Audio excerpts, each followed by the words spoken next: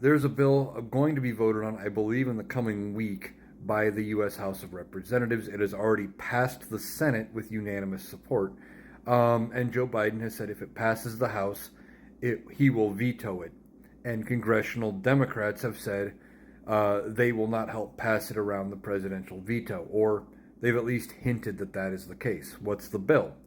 The bill would create 63 new federal judges over the next three presidential terms, allowing for the next three presidents to appoint a chunk of those 63 federal judge positions. The first 22 would be available during the incoming Trump administration. Now, the plan had been to pass this well ahead of the November election.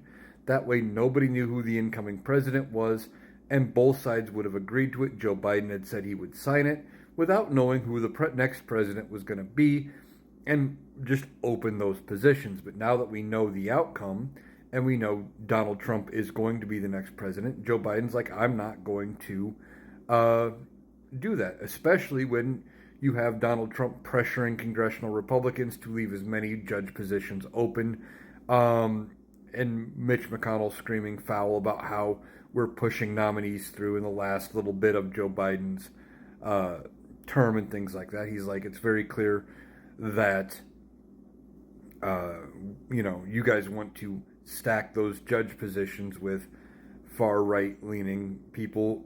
Some of Donald Trump's appointees have been very unqualified. See Judge Aileen Cannon as a prime example. And basically, Joe Biden has said he's going to veto it. Now, this is not a great thing. We do need those judge positions. This is going to, it would have helped overburdened courthouses have another judge to help take some of the load off of the judges that are already there. But it sounds like if it passes the House, Joe Biden is going to veto it. And it doesn't sound like there's the support to pass it around his veto. However, they could try to bring it up in the next Congress, which starts January 3rd, and see if President Trump would sign it. Now, he might, and I bet he would. The problem is, in order to get Democrats on board, they would probably have to have some kind of consensus about either waiting to put any new judges in until 2029, again, doing it blind, not knowing who the next president would be, or having the bulk of them coming in 2029, something like that.